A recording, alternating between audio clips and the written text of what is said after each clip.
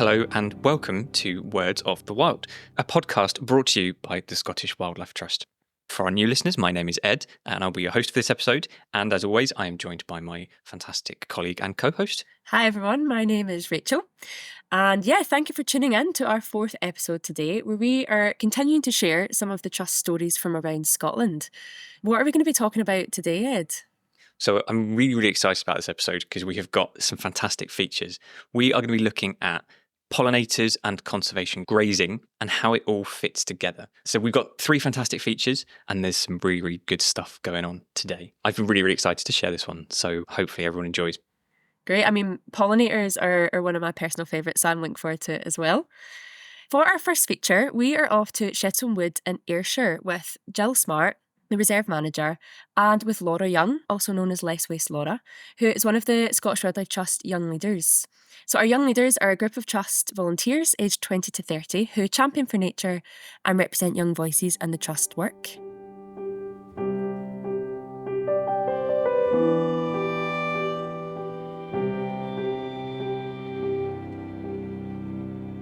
Hello, I'm Laura Young, one of the Scottish Wildlife Trust Young Leaders. Hello everyone, I'm Jill Smart, the Reserves Manager for Scottish Wildlife Trust for South West Scotland. Here you are at Shewalton Wood, which is a Scottish Wildlife Trust Wildlife Reserve in Irvine, and welcome to also the volunteers that help look after it and everybody else who's new to the place. So, health and safety bit first. The usual hazards of ticks, plagues, midges, but you all be Ayrshire folk, you're used to that. And when we're on a cycle path, there'll be bikes whizzing past, so just keep each other safe from let us know if there's bikes coming, that kind of thing.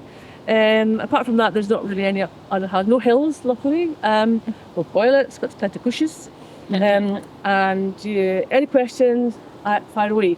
And when you talk about this site, you talk about these big plantations that aren't very exciting, and there's a landfill right in the middle. What made you think about this site in the first place? We were given this site when the Development Corporation wound up. We were given 9 sites in Irvine, and because they weren't high in nature conservation value, they were more about public access and giving people space to go, which is fantastic.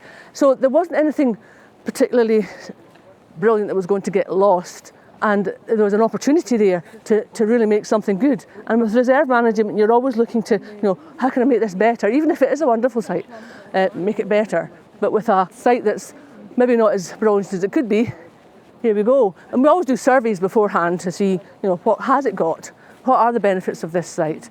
And then you work out, well, this could be a lovely wet woodland. So off we went. And it is interesting that every so often you get a peek through to the paper mill or the pylons or the wind turbines.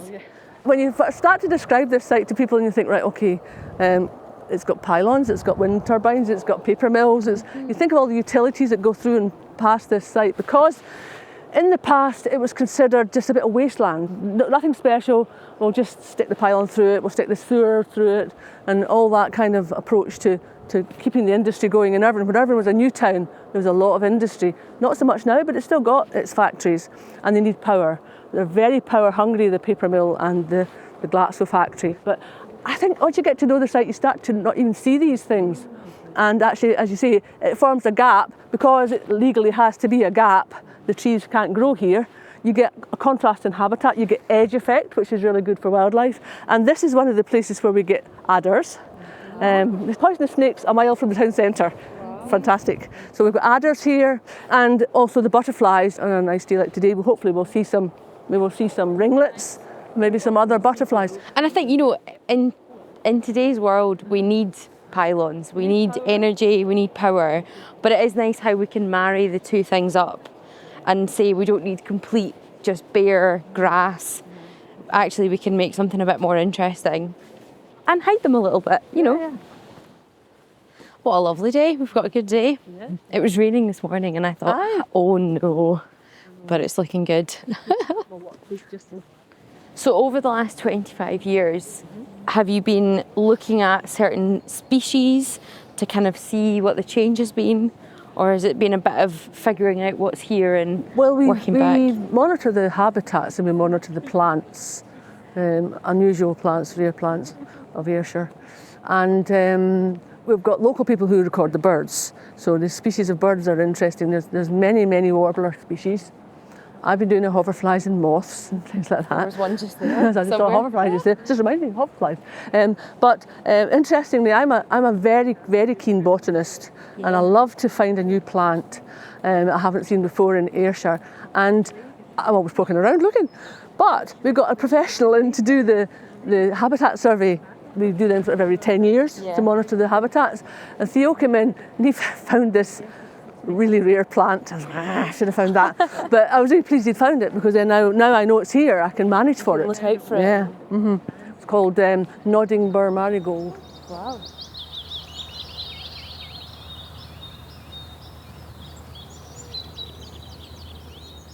It's a dragonfly. There you go. Oh, hello. Because interesting, we're just arrived at the deep ditch with lots of water. And I don't know, can we identify it from here? It's probably a hawker. I think it'd be a common hawker, or might be a migrant hawker, I don't know. And do you think about that at all? Think about this area, how climate change might impact it, and how you can put stuff that is more resilient? Well, I do. I have a fairly recent thing, I suppose, but it's always kind of in my thoughts when I'm writing the next management plan for a place. I'm thinking, right, okay, what's this really going to be like? If I'm planting trees, it's not going to be a forest until 50 years' time. What's the climate going to be like in 50 years' time? Will that tree survive? Will it have the resilience to cope with more droughts, more changeable, more wet, more dry, changing weather?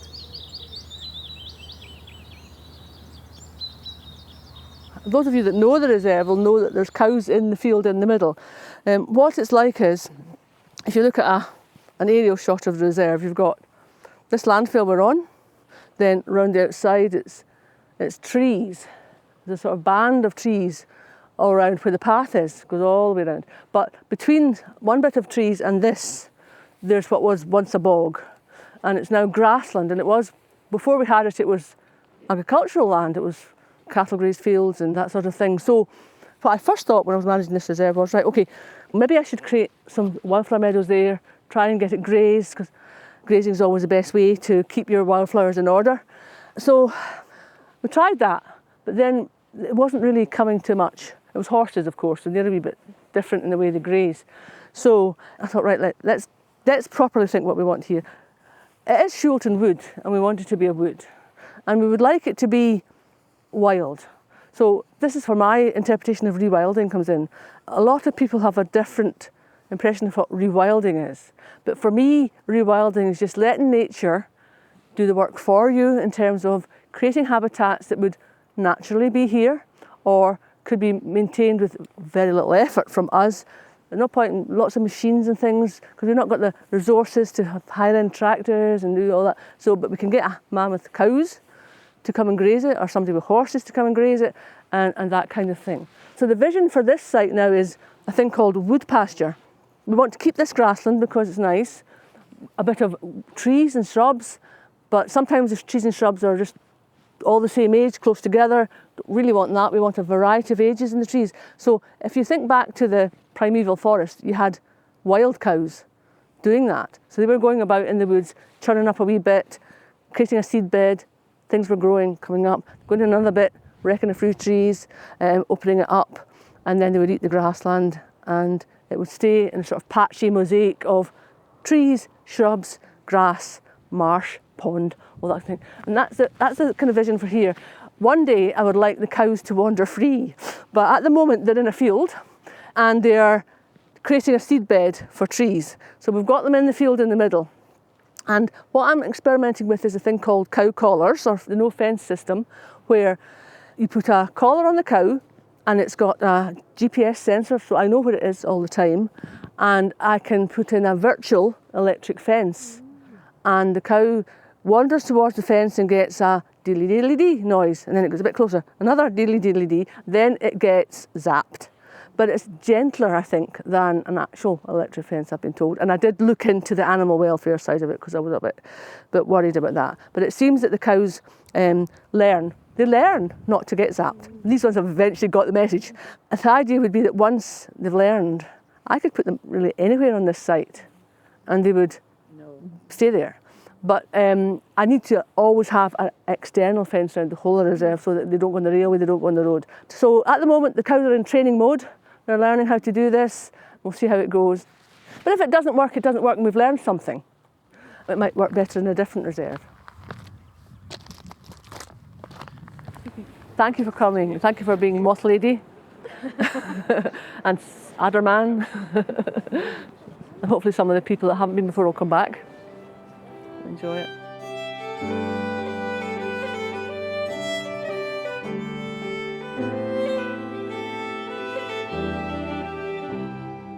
Big thank you to Jill and Laura for that. I mean, what a wonderful vision that Jill has for the site and all the fantastic work that's gone into it. I really like the cow grazing scheme. That sounds really interesting. So I hope that works well for Jill. And yeah, I mean, considering it is in such an industrial area, it's amazing to see everything that's happening and all the species you have, especially the adders. I didn't even realise that there was adders so close. I mean, I can just imagine it being such a well-loved and important site for the local people. And I found that really, really interesting to hear. Yeah, and I was down at Shewalton Wood on the day, and it was fantastic. You know, we were surrounded by some fairly urban sites, just kind of on the border of the reserve, really. And to be in the middle of kind of a thriving natural environment was brilliant. And like you said, Rachel, we're talking about adders, and there was dragonflies buzzing around and all sorts of stuff happening, and moths and butterflies all over the place. So yeah, it was absolutely amazing, and we were quite lucky with the weather as well, which helps. Yeah, it was a really, really great day. I love the contrast between the kind of idea of rewilding and like Jill talked about turning the place over to nature, and then using really, really technologically quite advanced systems like the fenceless collars for the cattle to kind of remove the need for big fences kind of across the site. It's such a good kind of contrast between the two, and it's just really exciting. So yeah, definitely. I think that's a great scheme that Jill was trying out there.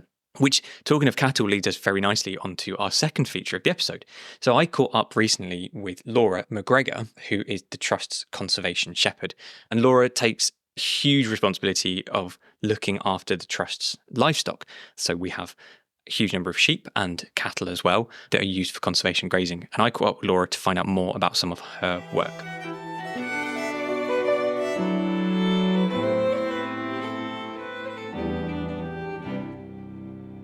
Laura, thank you very much for joining us and having a chat today and taking some time out from tending to the various flocks of livestock and herds of livestock we've got about the place. But firstly, could you just tell us a bit about your role and some of the work you do with the Trust, really? I've been employed by Scottish Wildlife Trust for about 23 years, managing the flock of conservation grazing cattle and sheep. We've got about 10 head of cattle at the moment.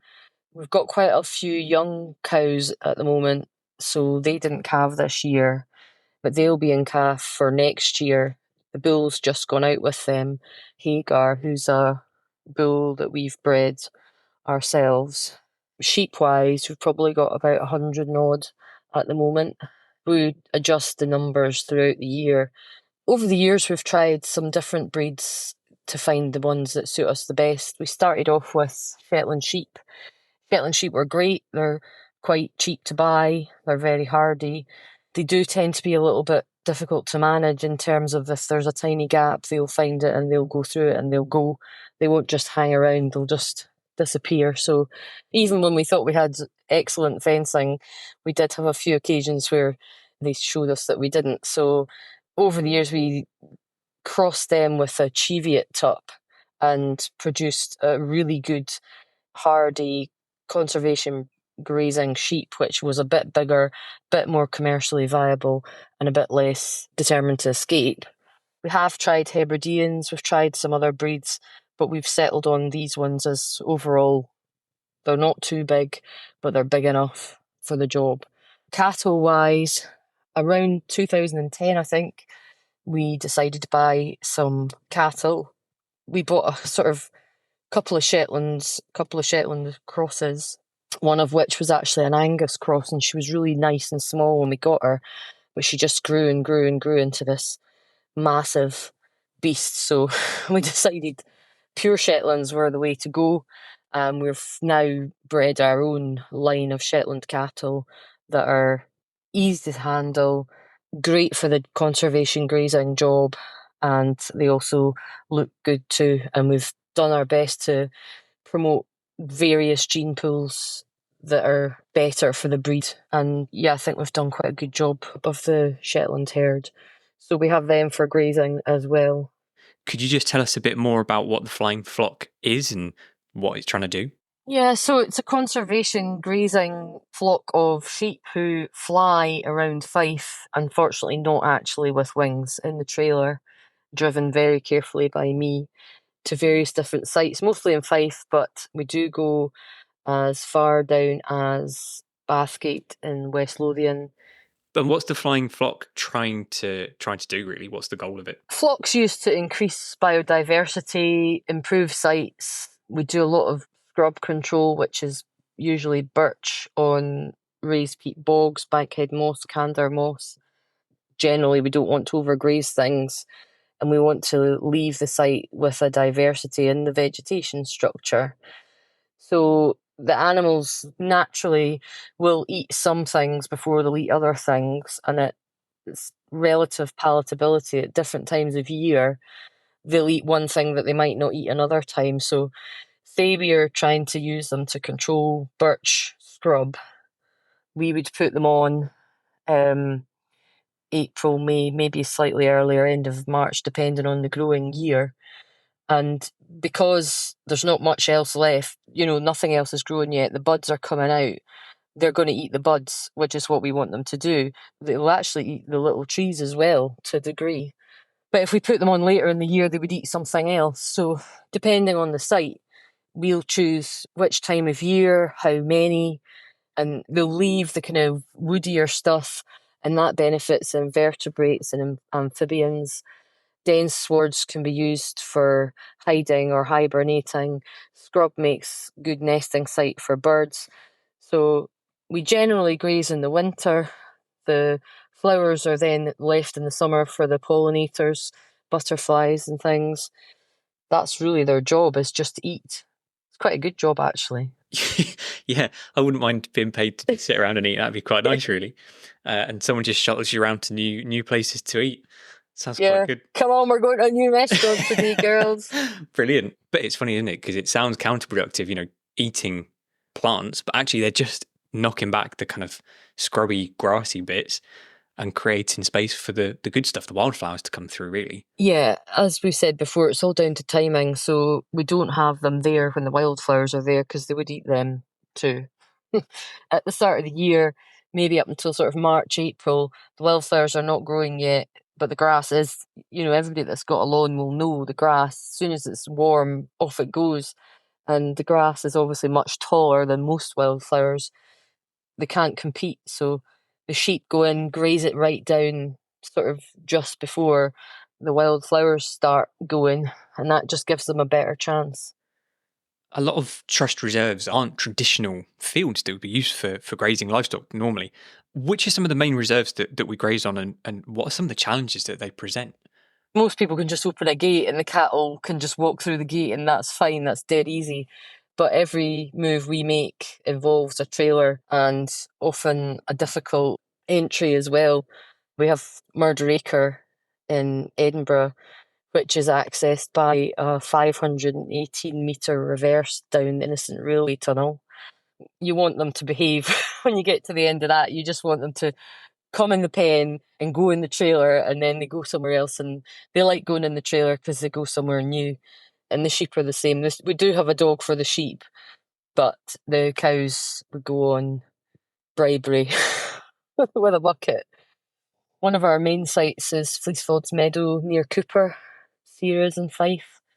It's a massive site, 3 different compartments. It's very steep, it's inaccessible by any motorised transport of any sort. So again, they have to come up the top and go in the pen and go in the trailer. When we first got cattle, they didn't want to do that, and we spent a very wet day trying to get them one day. That'll never leave me, that going up and down that hill. So, I mean, a reserve like Fleecefolds is obviously, like you say, is quite, very steep. So actually grazing that is quite important because it saves an a job. If you can't get motorised vehicles and cutting equipment necessarily in there, grazing kind of does a job in a way, doesn't it, right? I suppose you could strim it, but you'd need a lot of people and you'd be there for a very long time, and then you'd have to collect all the grass up. So using the animals reduces the manual labour, and they're existing on this ground and turning it into something else, which, we want to remove the grass and the vegetation that they eat. So it's the easiest way. It doesn't sound easy. Some days I do wonder about whether it's the easiest way, but it is really the easiest way. Putting them on's easy. It's sometimes getting them off can be harder, but generally speaking, they're quite well behaved now. I'm going to possibly put you on the spot a little bit. I know you mentioned Hagar the bull. Do you have any other favourite characters within our flock or our herd of cattle? Well, I wouldn't say that Hagar's my favourite character. He was a little bit naughty. He was at my house where I keep a lot of the stock when they're not busy somewhere else, and he didn't want to go in the trailer. So he's definitely in the bad books.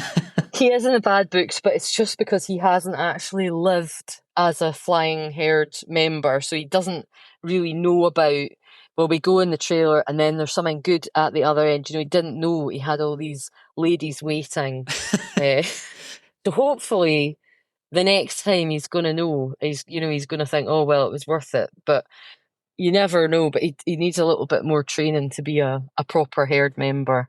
So yeah, he's not my friend just now, but yeah, I mean, it's really whoever's behaving the best at the time is my favourite.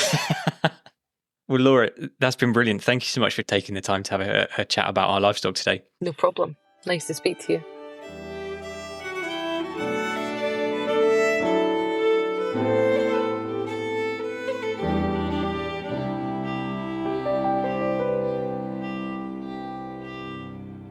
Thank you very much, Laura, for taking the time. I can imagine with that job, you're incredibly busy.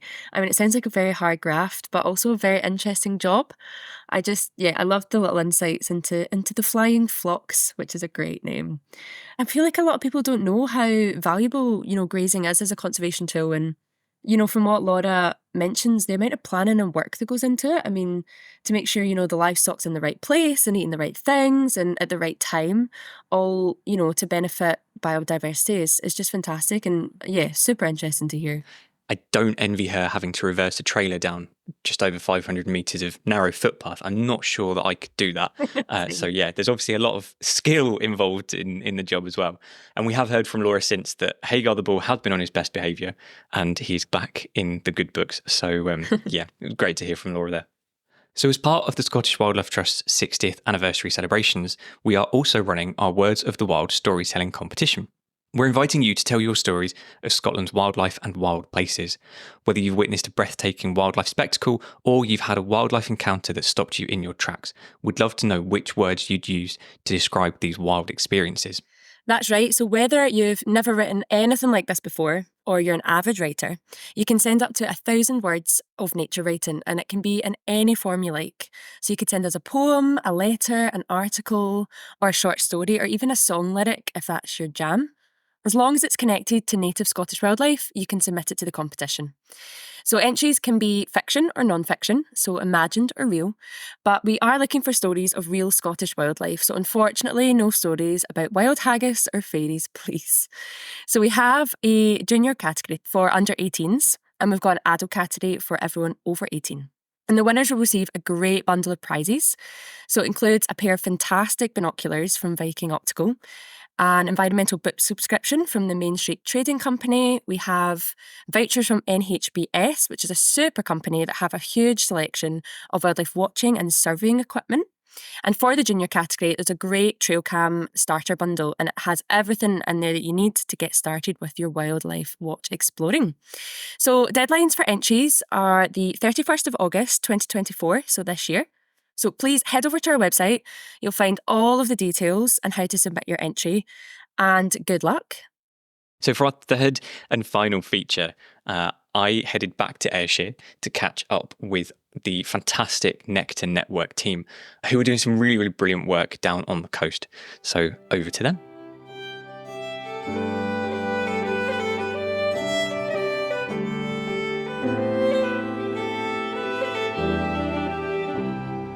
My name is Lynn Bates. I'm the Nectar Network Coordinator, and that's a Scottish Wildlife Trust-led project based here in Ayrshire. We're here in Irvine, we're at Irvine Beach Park, and we're actually standing looking across at what we call the pond meadow, because there's a boating pond right in the middle here of Irvine. It's a fantastic day. Nice and sunny, first one for quite a while. So this was the first meadow we created with North Ayrshire Council back in September 2020. So they wanted to look at how they could do something with their amenity grasslands, because they're obviously, if you're cutting amenity grasslands regularly, they're not going to be any use for pollinators in particular, because you're cutting away the flowers.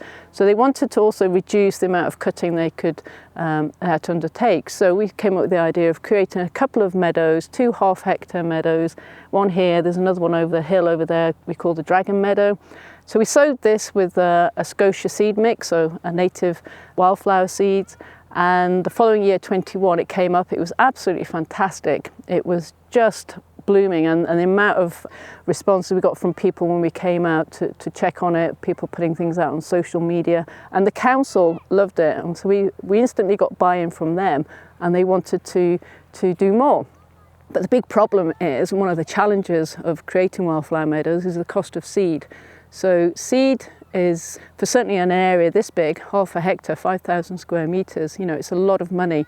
So we came up with the idea of trialling using the cuttings from this meadow to sow on another meadow. So it's what's called green hay. So you're cutting the meadow at the end of the summer, which is when you would do it anyway. It's flowers all summer. Once it's gone over, cut it, and you'd have to remove it. And rather than throwing that away, either on a compost area or taking it to an area of the beach and just leaving it to rot down, we decided to use these cuttings, this seed bank, and create another meadow. And the following year, that was fantastic. That gave us the sort of impetus to try and scale this up. So since then, we've created over 9 hectares, and over 6 hectares of those we've used the green hay. So it's been a huge success, and it means we can scale it up and keep the cost down. Until recently, our full title was the Irvine to Girvan Nectar Network. So we basically ran through North Ayrshire and South Ayrshire, from the town of Irvine all the way down to Girvan in South Ayrshire. And we basically worked on the coastal strip, about 5 kilometres from the sea inland. And it's all about trying to connect up habitat for pollinators. So we're trying to either enhance already habitat or create new habitat, working with various partners to build a corridor really for pollinators. As of this month, we are now changing our name, and we're rebranding, and we're becoming the Ayrshire Nectar Network. So that means we can work across both North and South Ayrshire, because we've now we're working in partnership with both councils, both North Ayrshire and South Ayrshire Council, who are funding us for the next couple of years to deliver nature networks. So we'll be delivering nectar networks for nature networks. I think there's been so much publicity and news about the decline, in particular bees. Bees are, everybody's trying to save the bees, and there's been a lot of publicity about that. But actually, it's all pollinating insects that are in decline. So whether it's bumblebees, hoverflies, butterflies, solitary bees, wasps, you name it, most flying insects, do pollinate. And there's been a huge decline, and there's been lots of reasons for that. It could be loss of habitat, use of pesticides, change in land use, change in farming practices. And, everybody's heard the sort of figure of 97% of our wildflower meadows have been lost since World War II. So, they're really struggling, and pollinators do a huge amount for us. Obviously they are providing a pollination service, but they're waste recyclers. Obviously they pollinate, so they're providing the food for us. And without them, we would actually have to do lots of hand pollination, where they do in places, in some places around the world where they've lost their pollinators.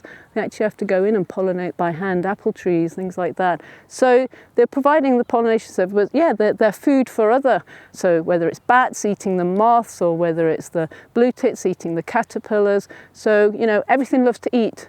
Pollinating insects are at the bottom of the food chain, so if we can help them, we can start to help all wildlife. We have worked closely with North Ayrshire and South Ayrshire Council, and because I think we've built up that trust over the years, that's why they're really committing to funding us for the next couple of years, hopefully, to start with and beyond. But we've got lots of golf courses we work with, because obviously Ayrshire Coast is full of golf courses.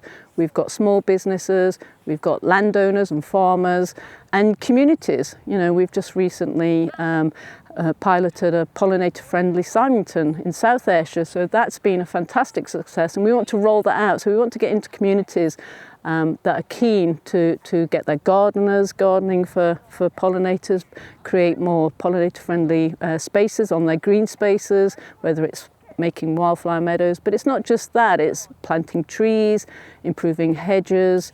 There's lots of things that can help connect up these areas around the country. I just sometimes come and sit in the meadows. Literally I do, and I just sit, because obviously we're monitoring them. We've got our volunteer surveyors coming out once a month to monitor them. But you know, we need to keep an eye on them. We need to keep an eye on all the meadows, see what species are coming, see each year the plant species are increasing year on year as the meadows develop, because you know, this is its 4th summer. And each year, you know, it's changing. We're getting different species coming in, species that are either, you know, were here already and now they're allowed to, if you like, grow and flourish. But things, you know, just appear. Obviously birds are flying past, but we just really want to be able to keep these meadows going, know what we're doing. What we're doing, is it making a difference? And that's why we want to do, you know, some landscape scale monitoring, really, to see really if we are making a difference, if we are helping the pollinators.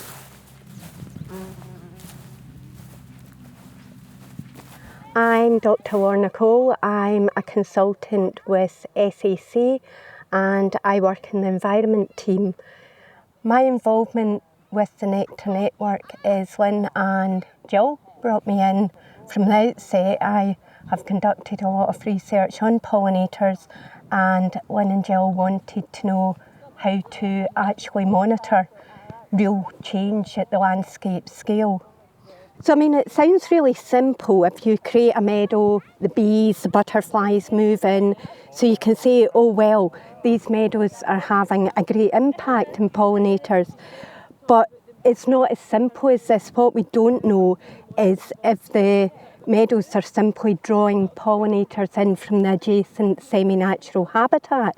So that could actually be a bad thing. So what Lynn wanted to do is develop a monitoring regime that would enable her to detect real population changes, so actually to say definitively that pollinators are increasing, and they're increasing as a result of all these lovely meadows that are getting produced.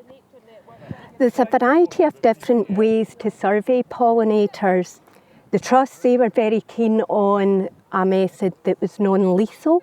So one of the methods that's quite often used is pan traps, which are little bowls full of water, and they basically attract pollinators in and kill them.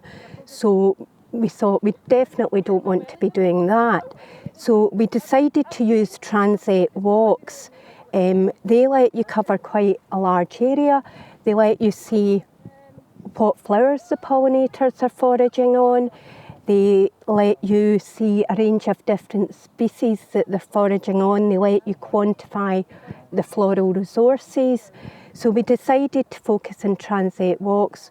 Really, transect walks are very simple and straightforward to do, which makes them ideal for citizen scientists.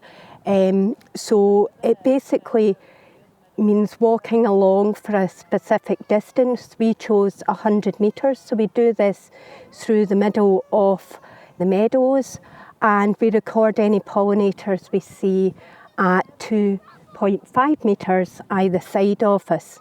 So this provides us with information on bumblebees, butterflies, and also the flowers present. The Trust want to monitor pollinators over quite a long period of time. It could take 5-10 years before we see impacts at the landscape scale. So we needed a monitoring regime that was cost effective. So what we've done is we've combined citizen science with expert monitoring. So the Trust have an absolutely brilliant team of volunteers. So the volunteers have been going out monthly. They've been counting the bumblebees and the butterflies and the flowers in the meadow. Now this is supplemented, so In July, when the meadows are in peak condition, I've been going out and I've been surveying, in addition to bumblebees and butterflies, I've also looked at hoverflies and solitary bees. These taxa, these insects, are much more difficult to identify. You need a key, you need a microscope, so they're not very viable for volunteers, but in having the volunteers do the surveys throughout the season, we're able to see how the pollinators change in the meadows through the season. Obviously, with pollinators, you get good and bad years. So if you've got a really wet summer, the pollinators aren't as abundant. Now, if we had 3 or 4 wet summers in a row, it could look like the nectar network is actually decreasing pollinators. So we need to take into account these annual fluctuations. We do this by surveying semi-natural habitats that are outside of the nectar network. So this gives us a baseline for annual fluctuations each year, and that allows us to benchmark the meadows in the nectar network against this baseline. So it allows us to tease apart the impacts of annual variation from the impacts of actual real change in populations. What we would like to see happen over the years is the populations increasing in both the meadows and in the adjacent semi-natural habitats, which means we're getting more pollinators overall.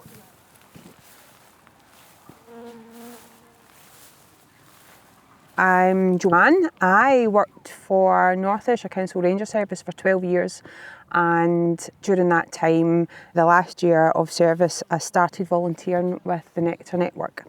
And I'm now an independent ranger at We Are Nature, and I've continued to do that because for me it's a big part of the ethos of being a ranger for me, continuing to keep involved with conservation and keeping my knowledge up. It's a wee bit like anything. If you don't use it, you lose it. So the monitoring, for me, it really was one of those things when I first went out, even as a ranger, I had no idea what I was doing. I'm going, I don't know how to identify these flowers or these pollinators.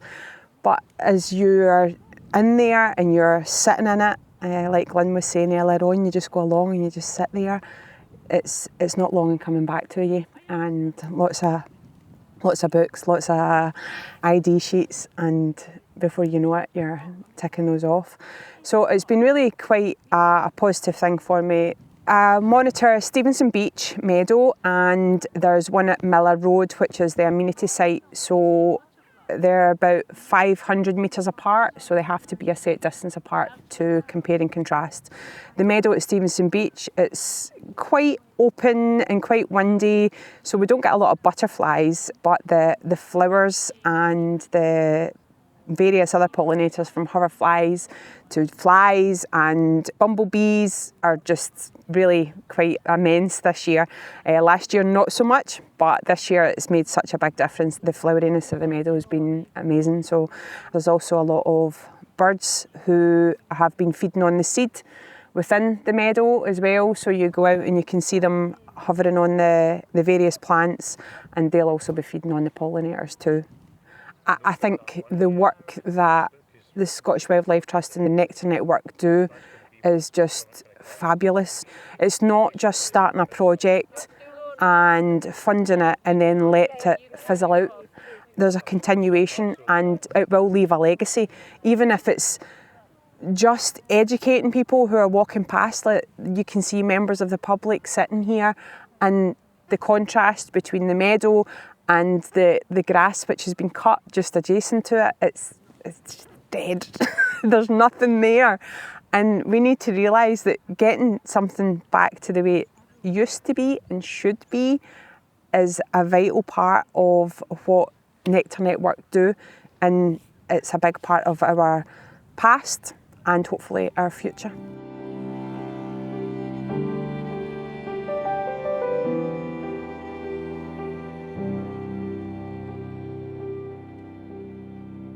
Well, thank you, Lynn, Lorna, and Joanne, for that brilliant, or I could say brilliant, insight into the project.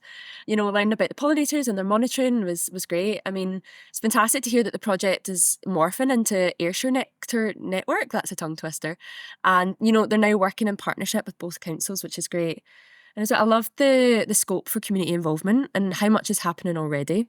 With the example that Lynn used with the pollinator-friendly Symington, and how, the village has become a haven for pollinators through the work of the local community and their gardening.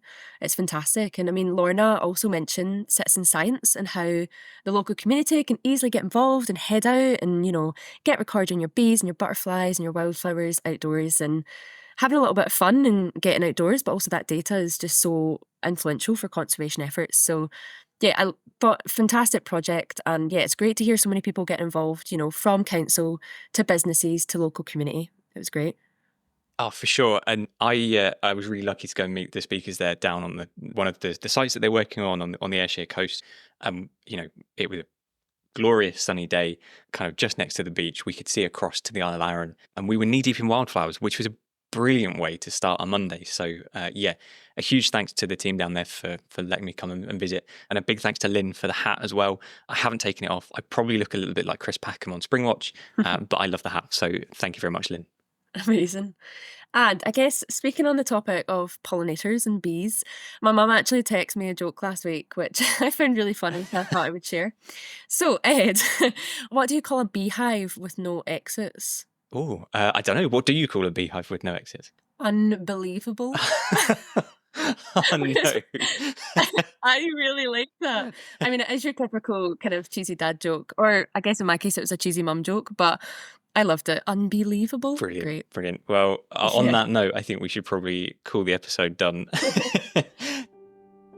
Thank you very much to all of our speakers today. And as always, if you've got any feedback, you can get in touch. Rachel, could you remind us of the email address? Yeah, so you can get in touch with us via social media, or you can email us at communications@scottishwildlifetrust.org.uk. Fantastic. Thank you very much for listening, everyone. And hopefully you can join us next week for more Words of the Wild.